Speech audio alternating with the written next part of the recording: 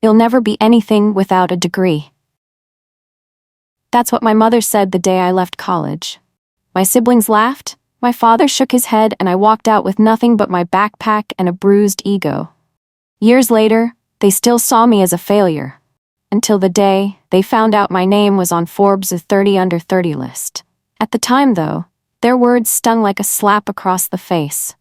I remember gripping the straps of my backpack so hard my knuckles turned white, trying to mask the tremble in my hands.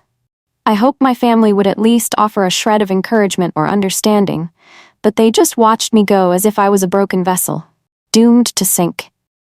In that moment, I realized their faith in my potential was as fragile as the silence that filled the hallway. My mother's final remark echoed in my mind. "You'll come crawling back." Even as tears welled up, I felt a spark light within me, a small, defiant flame that refused to be snuffed out. I couldn't articulate it then, but I knew I had to prove them wrong. I just had no idea how. In the weeks following my decision, the tension at home grew thick enough to slice with a knife. My mother could hardly look at me without a sneer on her face. She'd tap her manicured nails on the kitchen table whenever I walked in, as though she couldn't believe she'd raised a daughter who would throw away a college education. "No man will take you seriously if you can't even finish your degree," she said one afternoon, not bothering to hide her disappointment. My father, stoic as ever, barely offered a grunt. He'd flipped through his newspaper, ignoring me like some inconsequential figure in his periphery. My siblings, especially my older sister who was headed to med school, found endless entertainment in my supposed downfall. I remember overhearing her telling a friend on the phone, "Natalie's dropping out, no surprise there. She was never strong academically." Each word jabbed at my heart. Yet, I felt a strange sense of urgency fueling me, whispering that I'd made the right choice, even if I couldn't see the finish line yet. I was determined to prove that success had multiple paths, but their scorn weighed heavily on my shoulders, threatening to break my resolve. My father's disregard was perhaps the hardest to swallow. I used to look up to him. He was a man of few words, but his presence always spoke volumes. Growing up, I believed that if I worked hard, he would notice. If I excelled in school, he might nod in approval. But once I left college, he seemed to categorize me as a lost cause. During dinner time, he'd ask my siblings how their classes were going, but my seat at the table may as well have been empty. His silence stung more than any direct criticism. Some nights, I'd lie awake, staring at the paint-chipped ceiling in my childhood bedroom, wondering if I had become invisible to him. Was I not worthy of any questions about my plans, my dreams, or my fears? Instead, all I got was an unyielding wall of disinterest. I tried to steel myself against the pain, reminding myself that this was just part of the journey toward something bigger, something I had yet to fully envision. But with every dismissive glance, I felt my lungs tighten, as though the house itself was suffocating me. I knew I had to leave to find my own air. When I finally moved into a tiny studio apartment downtown, my family's relief was palpable. I suspect they believed I'd go off into some unknown corner of the world, fail miserably, and crawl back begging for help. My mother refused to give me her old pots and pans, convinced I wouldn't survive long enough to cook a real meal. My older sister sent me a single text message, "Good luck with your freedom." Her sarcasm practically leaped off the screen. But, even as I wrestled a second-hand mattress through the narrow doorway of my shoebox apartment, I felt an empowering surge of possibility. The place was far from luxurious, peeling wallpaper, a single window with a cracked frame, and a shower that squealed like a banshee whenever the water was turned on. Yet it was all mine. No one was there to question my decisions or judge the pace of my progress. Still, I couldn't help the pang of envy when I saw social media posts of my old classmates celebrating dorm life, exam victories, and carefree weekends. The doubt would creep in late at night, had I made the wrong choice? But the next morning, I'd rise determined to find my way. I thought I'd found a moment of peace when my mother invited me to a family dinner. Naively, I believed she was extending an olive branch, maybe even acknowledging that she cared. I arrived with a small bouquet of flowers, wearing a slightly wrinkled blouse I'd carefully ironed just an hour before. The atmosphere was tense. from the moment I stepped into the house. My mother gave me a lukewarm hug, and I caught sight of my sister's smirk from across the living room. Once we sat down at the dining table, the conversation revolved around everyone else's academic achievements. My sister's upcoming residency interviews, my brother's law school acceptance letters, and my cousin's honors program. When it came time for me to speak, an awkward silence filled the air, as though everyone collectively held their breath. It was then I overheard my mother whisper to my aunt, "She'll come crawling back when she realizes life without a degree is impossible." My blood ran cold. I set my fork down, barely able to breathe, and excused myself to the bathroom. I stared at my reflection, tears threatening to spill, but a fierce determination flickered behind them. Someday, they would eat their words. That dinner was the final straw. Their laughter, their dismissive glances, and my mother's cutting remark reverberated inside my skull as I trudged back to my tiny apartment. With each step, I felt a burning fury that mingled with desperation. How was I supposed to prove them wrong? In that cramped apartment, I spent the night scouring the internet for any glimmer of an opportunity. Job boards, freelance gigs, part-time positions. I wanted to know what existed outside the safety net of a diploma. My savings were nearly gone, and next month's rent loomed over my head like a guillotine. Sleep was not an option. Every time I closed my eyes, I saw my mother's disapproving face or heard my sister's mocking laugh. By morning, I had a new plan. I would work any job that let me observe a bigger picture. I recalled an acquaintance who mentioned their weekend shifts at a real estate office. Something about property, land, ownership, and building a legacy struck a chord in me. If the rest of the world saw only statistics and square footage, I saw an open field of possibilities. I had no idea how, but I vowed to make my mark there. I took on 3 jobs in those early days. Nothing glamorous, all minimum wage or slightly above. By day, I staffed the front desk of a local gym, scanning membership cards and folding fresh towels. By evening, I was a receptionist at a real estate agency, mostly answering phones and printing out contracts for busy agents. Over weekends, I stocked shelves at a grocery store, my body aching from hauling crates of produce. But those nights at the real estate office were my gateway drug. I'd linger after closing, flipping through the brochures of high-end listings, eyes wide with fascination. While the agents chatted about vacation homes and million-dollar listings, I would eavesdrop, absorbing every scrap of information. I cleaned the conference room, meticulously so I could glance at the spreadsheets left behind. It was thrilling and overwhelming all at once. I realized that beneath each property was an ocean of financial terms, negotiations, and strategic maneuvering. During my breaks, I'd watch online tutorials on real estate investing. My exhaustion melted away in the glow of my phone screen, each new video fueling my ambition. I could feel it building, the first sparks of a dream finally taking shape. The transition from curious spectator to active participant happened one late night as I was tidying up the office. An older agent named Alice noticed me poring over a listing's financial breakdown. Instead of scolding me for snooping, she asked if I found it interesting. My enthusiastic nod must have caught her attention because she began talking about her experiences, how she started with just one property in a rough neighborhood and flipped it for a profit. She described the thrill of negotiation, the satisfaction of turning dilapidated spaces into dream homes, and the incredible freedom that came with owning her own business. I hung on to every word, my heart pounding. I confessed my background or lack thereof, and she smiled, telling me degrees are helpful, but not the only way to succeed in real estate. Then she opened a drawer and handed me a few old textbooks, encouraging me to learn. That night, I trudged home with an armful of dog-eared books, feeling like I'd won the lottery. I barely slept. Instead, I devoured chapters on property law, market analysis, and financing. By dawn, I was convinced this was my path, and nothing would stand in my way. Soon, I discovered real estate wasn't just about glamorous open houses and closing deals in fancy suits. It was gritty and cutthroat at times. I learned that you could lose thousands, if not millions, if you made poor decisions. But I was hungry for any scrap of knowledge. My late-night study sessions expanded to include online courses on everything from finance to interior design. I taught myself how to read property inspection reports like they were short novels, each page telling a story of potential or peril. On weekends, after my grocery shifts, I drove around the city, analyzing neighborhoods. I'd take notes on which areas seemed up and coming, comparing house prices online. All this time, I kept my family in the dark. Our communication had dwindled to near silence anyway. They barely asked how I was doing, and I didn't see the point in sharing my budding ambition.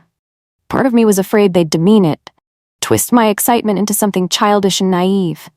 So I worked quietly, building the foundation of my future in secrecy. Each day, my confidence grew. I was starting to see not just houses, but opportunities. Opportunities to transform spaces and, in doing so, transform my own life. My first real opportunity came unexpectedly. I overheard Alice discussing a small rundown property that a client was desperate to unload. The numbers were small enough that it felt almost feasible for someone with my meager savings, especially if I could secure a loan. My heart pounded as I contemplated the idea, but fear crept in too. What if I lost everything? What if my mother's prophecy came true, and I ended up crawling back, humiliated?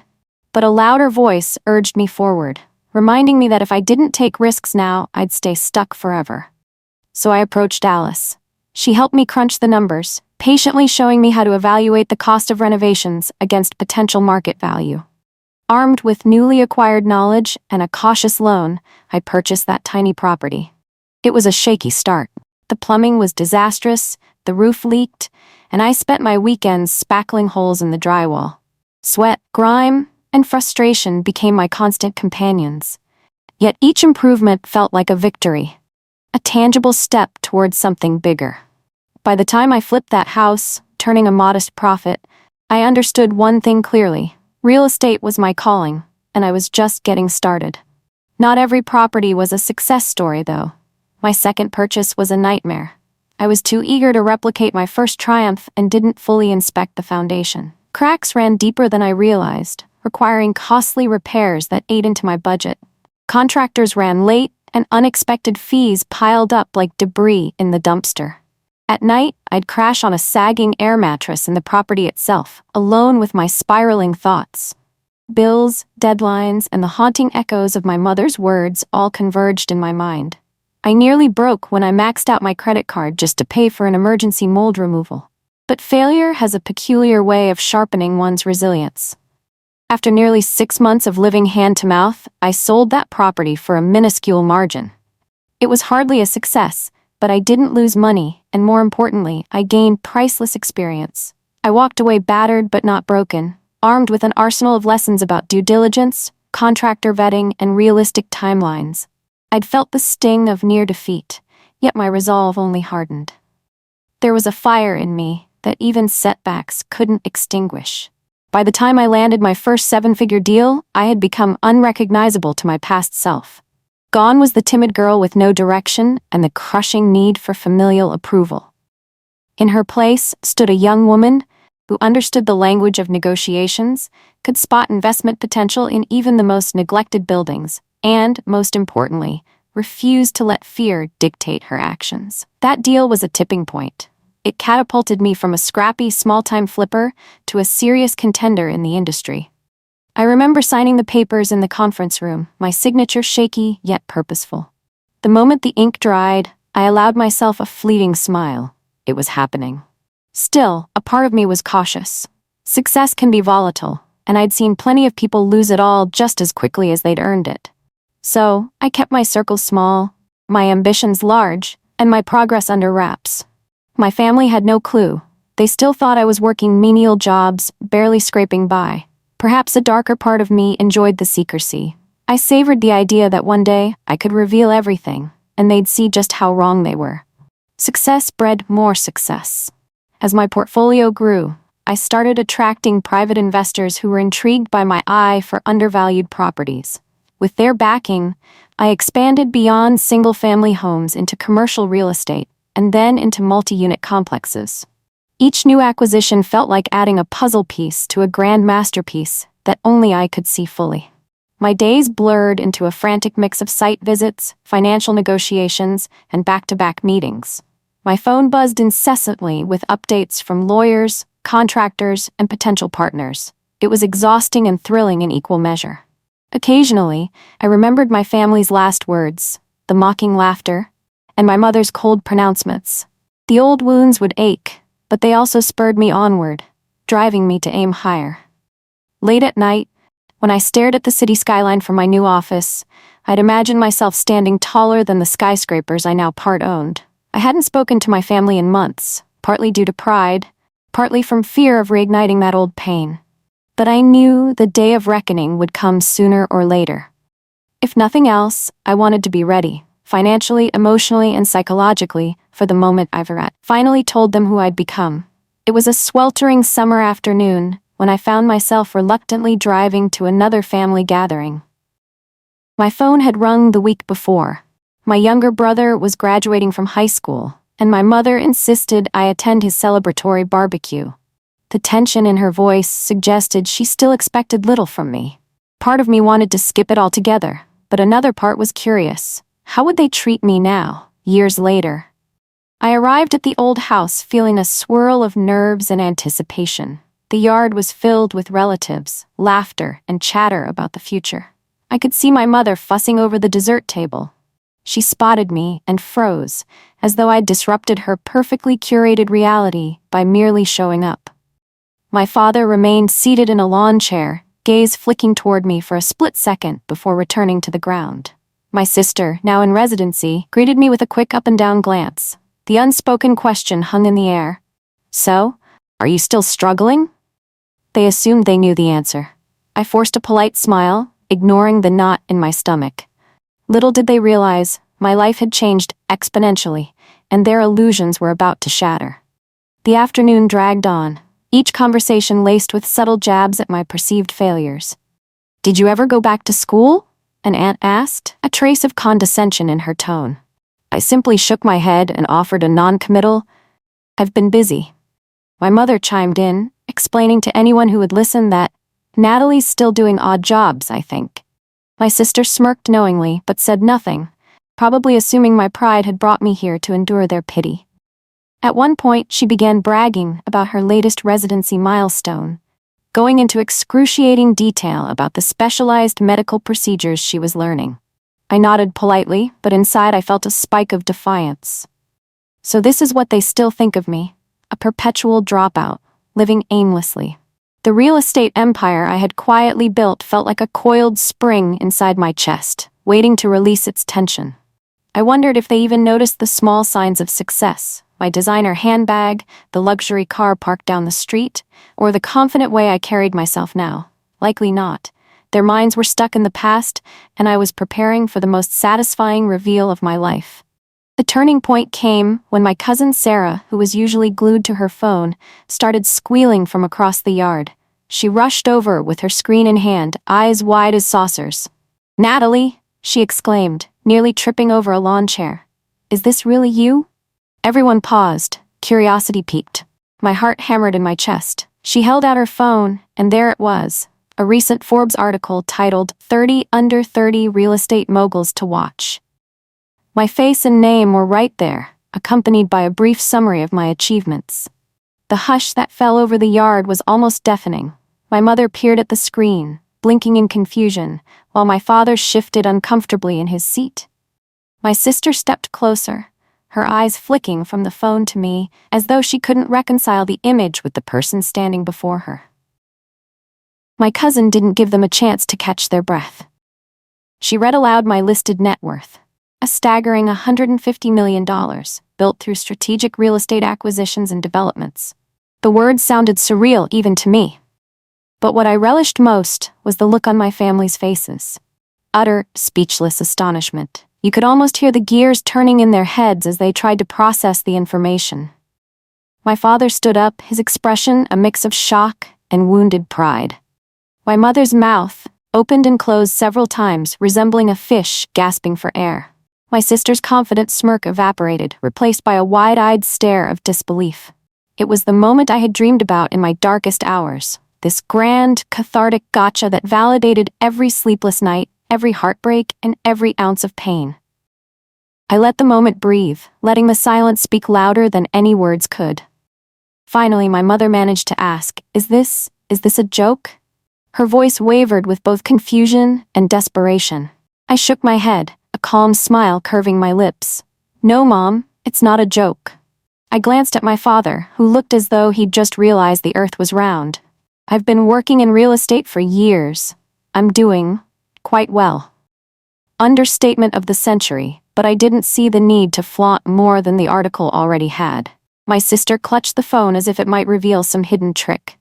But there was no trick, only the truth of my success. The questions came like a deluge. How? When? Where did you get the money? Who helped you? They stammered and tripped over their own words, desperate for explanations that would make sense of the person they'd so severely underestimated. My father cleared his throat, perhaps trying to salvage some dignity. "Why didn't you tell us?" he asked, his tone filled with a strange mixture of awe and accusation. I considered his question carefully, recalling the countless moments I'd craved his approval, how his silence had wounded me more deeply than any insult. "Because you never asked," I finally replied, keeping my voice steady. My mother's eyes filled with tears, whether from regret or confusion, I couldn't tell. My sister stood rigidly, arms crossed, as if trying to guard against the reality that her younger sibling had outpaced her in every possible way. A swirl of emotions rose inside me: vindication, sadness, a hint of pity. This was the family that had dismissed me, ridiculed me, and belittled my ambition. Yet here they were, stunned into reverence by the very accomplishment they once believed was beyond my reach. I felt both triumphant and oddly hollow, as though I'd won a battle that never should have happened. In the swirl of shock, I caught sight of my aunt, the very one who had joined my mother in hushed criticism. She hovered in the background, her eyes flicking between me and the Forbes article on my cousin's phone. Slowly, conversations resumed, but everything had shifted. Relatives who'd barely acknowledged me earlier were now sidling up to ask me about the market or how I managed my finances. Their previously aloof expressions morphed into eager curiosity. Even distant cousins started praising me to my face, telling me how proud they were, how they always knew I had it in me. It was comical, really. The same people who had once avoided eye contact were now vying for my attention. I answered their questions politely, but didn't indulge in boasting. Deep inside, I felt a measure of sadness for them, sadness that they needed a flashy number and a magazine cover to finally see me. My father hovered nearby, seemingly unsure how to approach. My mother kept dabbing her eyes with a handkerchief, perhaps mourning the loss of the narrative that I was a helpless dropout. In that moment, I felt a profound sense of closure. My past self, insecure and desperate for approval, was gone. As the sun set and the barbecue wore on, my family's initial shock turned into a clumsy attempt at celebration. "Let's toast to Natalie," someone cried, and before I knew it, people were clinking glasses. My mother made a teary-eyed speech about how proud she was, how she always knew I had something special. My father stood silently, but his gaze flickered with what might have been remorse, or perhaps a reluctant form of respect. I appreciated the sentiment, but it all felt strangely hollow, like they were trying to rewrite years of dismissal in a single evening. Part of me wanted to bask in the vindication, to let them shower me with praise, but another part felt uncomfortable under their sudden adoration. They were celebrating a version of me they'd never really bothered to know. It was as if the moment they realized I was worth $150 million, I became worthy of their acceptance. I swallowed the bitter aftertaste of that realization. Yes, I'd yearned for them to see my value, but the emptiness that followed their abrupt change of heart told me something important. I never truly needed their approval. What I needed was to believe in myself. With each passing minute, the gathering felt less like a celebration and more like a performance. My mother's tears, my father's furtive glances, my sister's stunned silence, it all combined into a spectacle of regret and forced admiration. After all these years, I finally had what I thought I wanted, their attention and respect. But it didn't bring the sense of wholeness I expected. If anything, it highlighted how deep the emotional scars ran. I realized with startling clarity that their opinions no longer held me captive. Whether they approved or not, I knew my worth. Still, the moment felt pivotal. This was my chance to close a loop, to step forward without the baggage of their contempt weighing me down. Yet a sliver of me wanted them to feel the sting of rejection, to taste even a fraction of the dismissal they had served me for so long. I fought that impulse, reminding myself that I had grown beyond pettiness. My success wasn't fueled by vengeance, it was fueled by my own dreams and determination. And if I sought to punish them, I would only sink to the level of humiliation they'd once forced upon me. I wouldn't allow that. Before I could fade into the background, my father approached. He cleared his throat, an old habit, and asked if we could talk privately. We moved to a quiet corner of the yard, where the setting sun cast long shadows.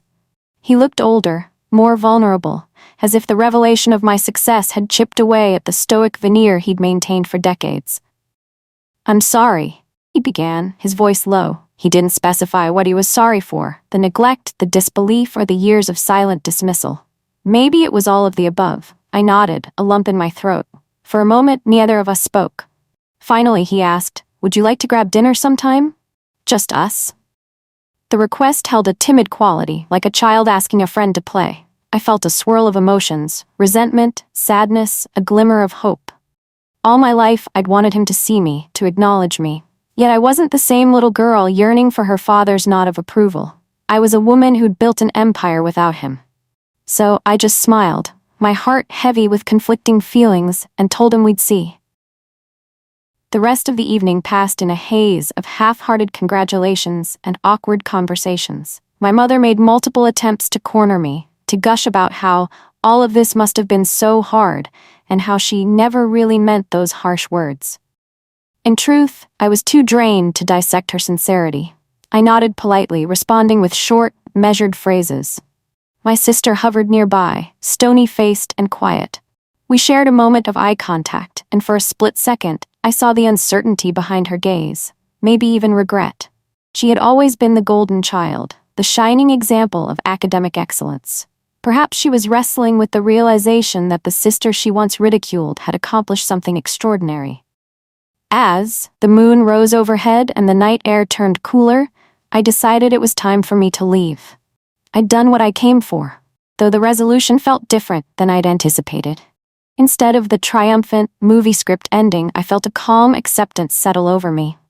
My family's opinions had once shaped my universe, but now their reactions, be it awe or regret, could no longer change who I was.